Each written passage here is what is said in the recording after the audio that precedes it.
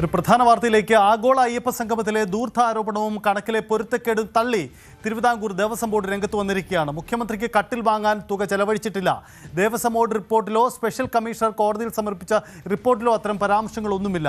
ദേവസ്വം ബോർഡിന്റെ chartered അക്കൗണ്ടന്റിന് event management company സമർപ്പിച്ച സ്റ്റേറ്റ്മെന്റിലുണ്ടായ പിഴവാണ് നന്ദഗോവിന്ദം ഭജൻസ് പരിപാടി അവതരിപ്പിച്ചു എന്ന രീതിയിലുള്ള തെറ്റിദ്ധാരണകൾക്ക് ഇടയാക്കിയതെന്നും വിശദീകരണമുണ്ട്. റിപ്പോർട്ടിൽ ചൂണ്ടിക്കാണിച്ച ന്യൂനതകൾ പരിഹരിച്ച് ബില്ലുകളുടെ ആധികാരികതയും സുതാര്യതയും ഉറപ്പാക്കിയ ശേഷമേ തുടർ നടപടികൾ സ്വീകരിക്കുകയുള്ളൂ എന്നും ബോർഡ് വാർത്താക്കുറിപ്പ് പുറത്തിറക്കിയിട്ടുണ്ട് എന്നതാണ് സാഹചര്യം. വി അരുൺ ചേരുന്നുണ്ട്. ഏറെ പ്രധാനപ്പെട്ട കാര്യമാണ് അരുൺ. വളരെ നാണക്കേടുണ്ടാക്കിയ വിഷയമാണ്. ഇതിലാണിപ്പോൾ ബോർഡിൻ്റെ വിശദീകരണം വരുന്നത്. ഇന്നലെ തന്നെ അവർ വിശദീകരിച്ചിരുന്നു ചില പിഴവുകൾ എവിടെയോ സംഭവിച്ചു, അതല്ലാതെ ഇങ്ങനെയൊരു ധൂർത്തടിക്കൽ അവിടെ ഉണ്ടായില്ല എന്ന കാര്യം. എങ്ങനെയാണ് ബോർഡ് ഈ വിവാദത്തെ വിശദീകരിക്കുന്നത്? പ്രത്യേകിച്ച് മുഖ്യമന്ത്രിക്ക് കട്ടിൽ വാങ്ങിയെന്നും മറ്റുമുള്ള ഒരു വിവാദം ഏറെ നാണക്കേട് ഉണ്ടാക്കിയിരുന്നല്ലോ.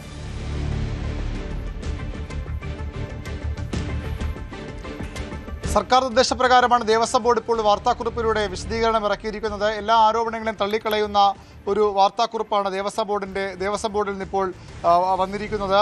തിരുവിതാംകൂർ ദേവസ്വം ബോർഡിൻ്റെ പ്ലാറ്റിനം ജൂബിലി ആഘോഷങ്ങളുടെ ഭാഗമായാണ് അയ്യപ്പ സംഗമം സംഘടിപ്പിച്ചത്. അതുമായി ബന്ധപ്പെട്ട അവാസ്തവവും വേദനാജനകവും സത്യവിരുദ്ധവുമായ പ്രചരണങ്ങൾ നടക്കുന്നു എന്ന് പറഞ്ഞുകൊണ്ടാണ് കാര്യങ്ങൾ ഓരോന്നായി വിശദീകരിക്കുന്നത്. ഗസ്റ്റ് ഹൗസ് നവീകരണമാണ് ആദ്യ ഹെഡായി അവർ ചൂണ്ടിക്കാട്ടുന്നത്. ദേവസ്വം ഓഡിറ്റ് റിപ്പോർട്ടിലോ സ്പെഷ്യൽ കമ്മീഷൻ കോടതി സമർപ്പിച്ച റിപ്പോർട്ടിലോ മുഖ്യമന്ത്രിക്ക് കട്ടിൽ വാങ്ങാൻ തുക ചെലവഴിച്ചു എന്ന ഒരു പരാമർശവുമില്ല. പിന്നെ എങ്ങനെയാണ് അത്തരമൊരു വാർത്ത പ്രചരിച്ചത്? ഇത് അതിശയകരമെന്ന് ദേവസ്വം ബോർഡ് പറയുന്നു. ഈ അയ്യപ്പ സംഗമം കഴിഞ്ഞ് അംഗീകരിക്കാത്ത ചെലവുകൾ സംബന്ധിച്ച് 11/4/2025 ദേവസ്വം കമ്മീഷണർ ഹൈക്കോടതിയിൽ സമർപ്പിക്കാൻ ഒരു എസ്റ്റിമേറ്റ് തുക സ്പെഷ്യൽ കമ്മീഷണർ നൽകിയിരുന്നു. അതിലെ പാർട്ട് കെ എന്ന തലക്കെട്ടിൽ furniture and miscellaneous items four existing office complex and guest house എന്നാണ് രേഖപ്പെടുത്തിയിരിക്കുന്നത്. ഇതിനായി 3,83,439 രൂപ വകയിരുത്തിയതാണ്.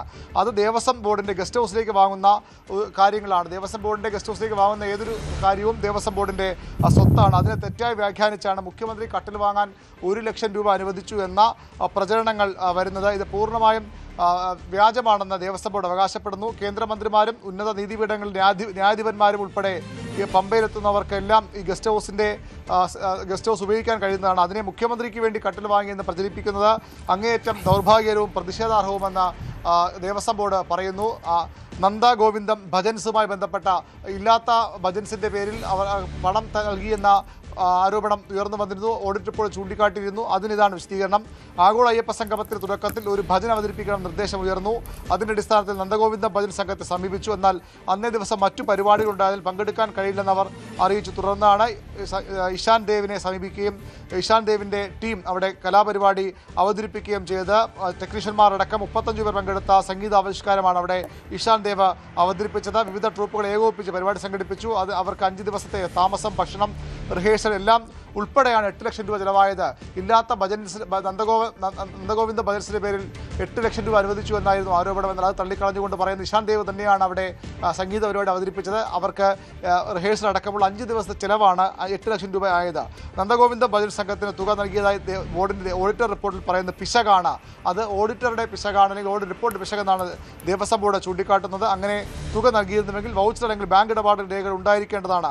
തുക പോയത് ഇഷാൻ ദേവിൻ്റെ അക്കൗണ്ടിലേക്കാണെന്ന് ദേവസ്വം ബോർഡ് ഉറപ്പിച്ചു പറയുന്നു. Event management agency Devaswom board chartered account സമർപ്പിച്ച സ്റ്റേറ്റ്മെന്റിൽ അശ്രദ്ധമായി ഉണ്ടായ പിശകാണ് നന്ദഗോവിന്ദ ഭജൻസ് പരിപാടി അവതരിപ്പിച്ചു എന്ന രീതിയിലുള്ള തെറ്റിദ്ധാരണയ്ക്കിടയാക്കിയത് എന്നാണ് ദേവസ്വം ബോർഡ് വിശദീകരിക്കുന്നത്. തന്നെ ദേവസ്വം ബോർഡും സർക്കാരുമായി ബന്ധപ്പെട്ട കേന്ദ്രം സൂചിപ്പിച്ചത് ഒരു പ്രപ്പോസലാണ്, അതിൻ്റെ എസ്റ്റിമേറ്റാണ്. ആദ്യം നൽകിയൊരു പ്രപ്പോസൽ മാത്രമാണ് നന്ദഗോവിന്ദൻ ടീമിൻ്റെ ഭജൻസ് എന്നുള്ളത്. അവിടെ യേശുദാസിൻ്റെ കച്ചേരി അടക്കം ആലോചനയുണ്ടായിരുന്നു. അത് എങ്ങനെയാണ് പൈസ നൽകിയത് ശരിയായില്ല. ഇന്ന് CPI സംസ്ഥാന സെക്രട്ടറി വാർത്താസമ്മേളനത്തിൽ വ്യക്തമാക്കിയത് അതുതന്നെയാണ്. അതിലെ എസ്റ്റിമേറ്റിനാണ് ഇത്തരത്തിൽ അധിക ചെലവായും അല്ലെങ്കിൽ പാഴ്ചെലവായും ചൂണ്ടിക്കാണിക്കുന്ന വിമർശനം CPI സംസ്ഥാന സെക്രട്ടറിയും ഉന്നയിച്ചിരുന്നു. അത് ശരിവയ്ക്കുന്ന തരത്തിലുള്ള ഒരു വിശദീകരണമാണ് ഇപ്പോൾ ഇതുമായി ബന്ധപ്പെട്ട് ദേവസ്വം ബോർഡ് നൽകുന്നത്.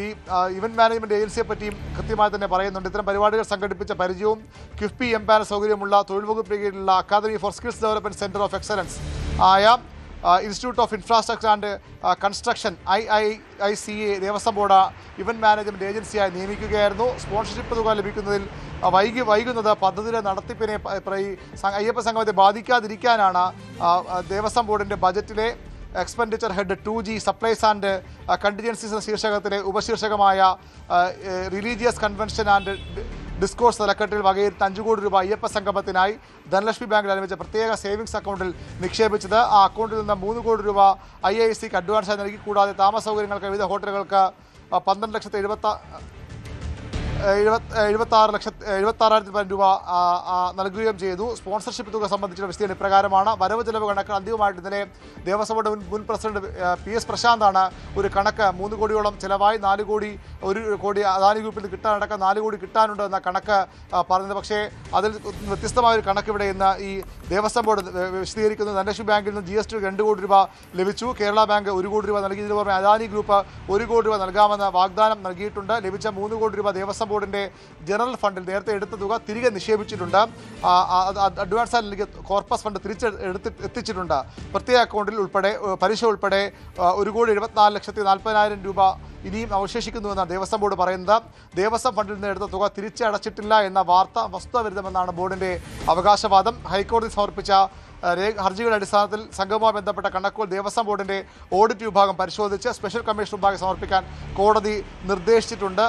ഇവന്റ് മാനേജ്മെന്റ് ഏജൻസി സമർപ്പിച്ച എസ്റ്റിമേറ്റുകൾ, ഇൻവോയ്സുകൾ, ബില്ലുകൾ, കരാർ രേഖകൾ എന്നിവയുടെ പകർപ്പുകൾ ബോർഡിന്റെ ചാർട്ടേഡ് അക്കൗണ്ടന്റായ മെസ്സേഴ്സ് വിജയൻ ആൻഡ് അസോസിയേറ്റ്സിന് ഓഡിറ്റിനായി കൈമാറിയെന്നാണ് ദേവസ്വം ബോർഡ് പറയുന്നത്. ഭക്ഷണവുമായി ബന്ധപ്പെട്ട ആരോപണങ്ങളും ബോർഡ് തള്ളിക്കളയുന്നു. അവിടെ വന്ന എല്ലാവർക്കും അയ്യപ്പൻ അന്നദാന പ്രിയൻ, അതുകൊണ്ട് തന്നെ ആർക്കും ഒരു ഭേദമില്ലാതെ പക്ഷഭേദമില്ലാതെ മുഴുവൻ പേർക്കും ഒരേ ഭക്ഷണമാണ് നൽകിയത്. അവിടെ ദൂർത്തുണ്ടായിട്ടില്ല എന്നാണ് ദേവസ്വം ബോർഡിന്റെ വിശദീകരണം. കോടതി നിശ്ചയിച്ച സമയപരിധി പാലിക്കേണ്ടതിനാണ് ചാർട്ടേഡ് അക്കൗണ്ടിന്റെ റിപ്പോർട്ട് കൂടുതൽ പരിശോധനയ്ക്ക് മുമ്പ് സമർപ്പിക്കേണ്ടി വന്നത്.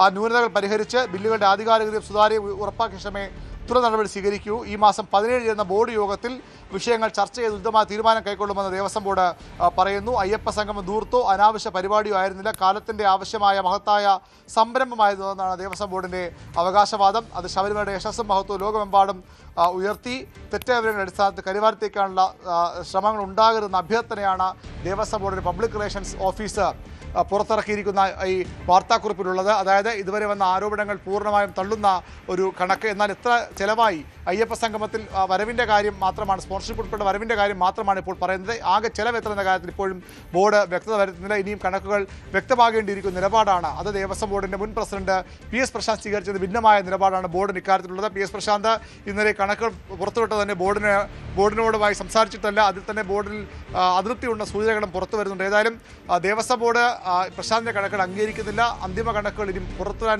ഇരിക്കുന്നതേ ഉള്ളൂ. പക്ഷേ ദേവസ്വം ബോർഡിൻ്റെ പക്കൽ നിന്നെടുത്ത ഈ പണം അത് തിരികെ ഇട്ടിട്ടുണ്ട് എന്ന് പ്രശാന്ത് പറഞ്ഞത് ദേവസ്വം ബോർഡും അതേപടി ആവർത്തിക്കുകയാണ്. സജിത്ത്, അരുണ, ഒരു കാര്യം, ഈ ആഗോള അയ്യപ്പ സംഗമം പോലെ ഒരു പരിപാടി നടത്തി, ഏറെ വിമർശനം ഉണ്ടായ പരിപാടിയാണ്. എന്തായാലും സർക്കാർ തങ്ങളുടെ അഭിമാന പരിപാടി എന്ന രീതിയിൽ നടത്തി. സ്വാഭാവികമായും ആ പരിപാടിക്ക് എത്ര ചെലവായി, എത്ര വരുമാനം കിട്ടി, സ്പോൺസർഷിപ്പ് എന്ന് പറഞ്ഞിരുന്നല്ലോ, അതറിയാനുള്ള ഒരു അവകാശം അല്ലെങ്കിൽ അത് അറിയാനുള്ള ഒരു ആഗ്രഹവും ജിജ്ഞാസയും ഒക്കെ പൊതുജനത്തിന് പൊതുവിലുണ്ടാവും. അപ്പോൾ പുറത്തു വന്ന രേഖകൾ ഈ കോടതിയിൽ സമർപ്പിച്ച രേഖയാണ്. അപ്പോൾ അതിൻ്റെ അടിസ്ഥാനത്തിൽ വാർത്തകൾ വന്നു, ആ റിപ്പോർട്ടുകൾ പുറത്തു വന്നു. ഇത് കൈകാര്യം ചെയ്ത രീതിയിൽ പിഴവ് യഥാർത്ഥത്തിൽ സംഭവിച്ചിട്ടുണ്ടല്ലോ. കാരണം ഒന്ന്, ഈ കണക്കുകൾ ഇത് കഴിഞ്ഞിട്ട് ഇത്ര നാളായി, ഇതുവരെയും അതിൻ്റെ കണക്കുകൾ സംബന്ധിച്ച് ഒരു കൃത്യത നടത്താൻ തയ്യാറായിട്ടില്ല. പലരും പല രീതിയിലുള്ള ആശയക്കുഴപ്പം ഉണ്ടായി. ഒടുവിൽ അതിന് വില കൊടുക്കേണ്ടി വന്നതും ദേവസ്വം ബോർഡ് തന്നെയാണ്. ഇപ്പോൾ ദേവസ്വം ബോർഡിൻ്റെ ഈ വാർത്താക്കുറിപ്പിലെ വസ്തുതകൾ ശരിയെന്ന് തന്നെ നമുക്ക് അംഗീകരിക്കാം. പക്ഷേ അപ്പോഴും ശരിയാവാതെ വരുന്ന ചില പൊരുത്തക്കേടുകൾ, ഈ അവ്യക്തതകൾ എങ്ങനെ ഉണ്ടാകുന്നു എന്ന ചോദ്യമാണ്. ഒരുപക്ഷേ ദേവസ്വം ബോർഡിൻ്റെ വാദം ഇത് കോടതി ആവശ്യപ്പെട്ടതുകൊണ്ട് പെട്ടെന്ന് സമർപ്പിക്കേണ്ടി വന്നതാണ്, ബോർഡ് യോഗം അത് പൂർണ്ണമായി ചെലവുകൾ അംഗീകരിച്ചിട്ടില്ല എന്ന വാദം അംഗീകരിക്കാമെങ്കിലും ഇത്ര പ്രധാനപ്പെട്ട ഒരു പരിപാടിയിൽ എത്ര ചെലവായി, എത്ര വന്നു എന്ന ചോദ്യം ഒന്ന് കൃത്യമായി പറയാൻ ഇപ്പോഴും ദേവസ്വം ബോർഡിന് കഴിയുന്നില്ല എന്നൊരു യാഥാർത്ഥ്യമില്ലേ? തീർച്ചയായിട്ടും ദേവസ്വം ബോർഡ് വലിയ ഗുരുതരമായ വീഴ്ച വരുത്തിയിടുന്നത് വ്യക്തമാണ്. കാരണം നമുക്കറിയാം, അയ്യപ്പ സംഗമം നടത്തുമ്പോൾ തന്നെ അതിനെതിരെ വലിയ വിമർശനങ്ങൾ ഉയർന്നു വന്നു. രാഷ്ട്രീയ ലക്ഷ്യത്തോടുകൂടിയുള്ള സംഗമം എന്ന വിമർശനം BJPയും കോൺഗ്രസും ഒരുപോലെ ഉന്നയിച്ചതാണ്.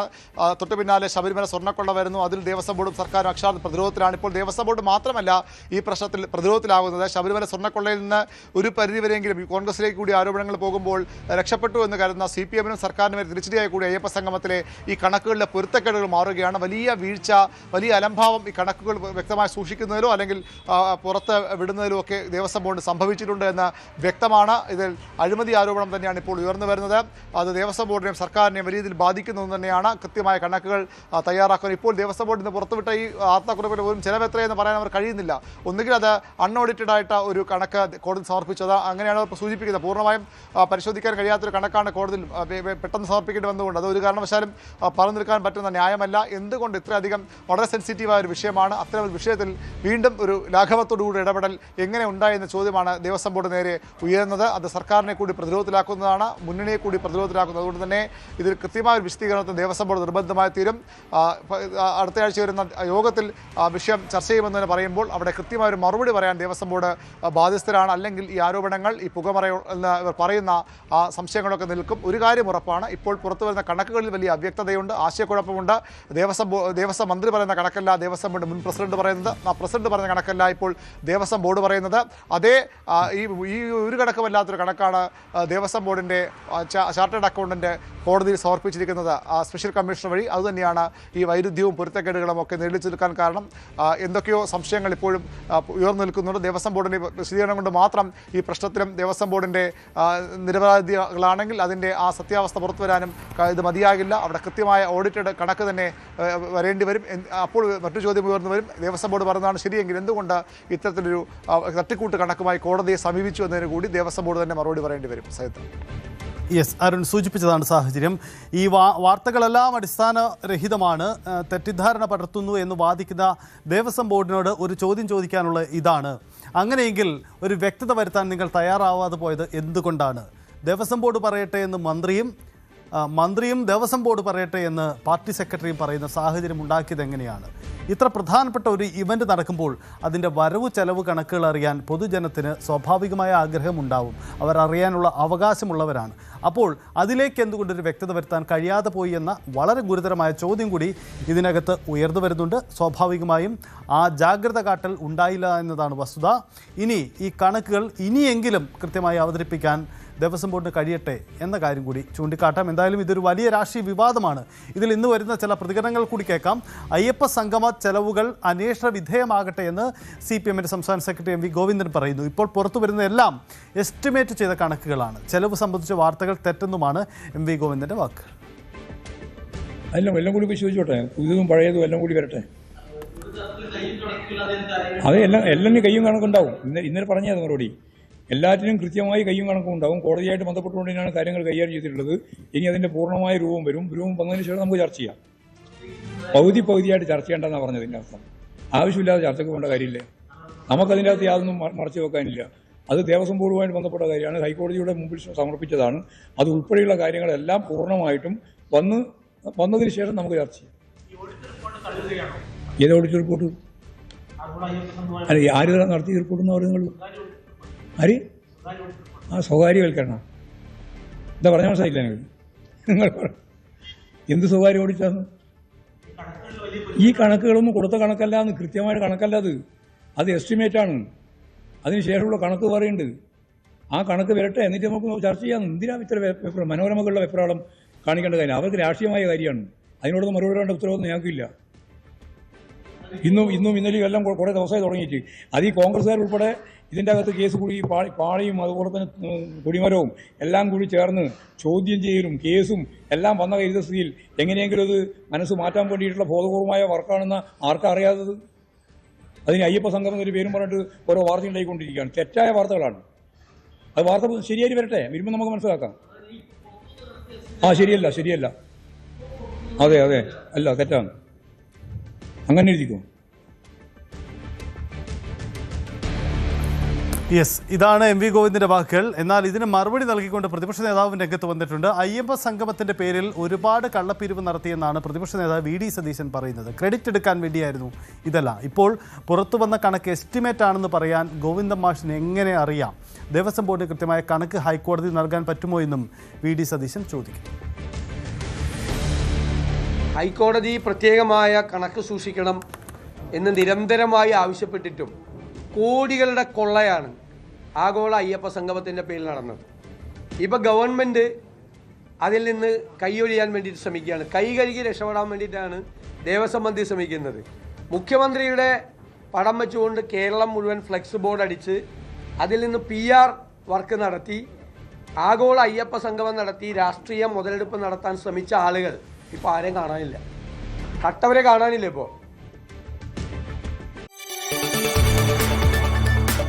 കൂടുതൽ വാർത്തകൾക്ക് news 18 Keralam YouTube channel subscribe ചെയ്യുക.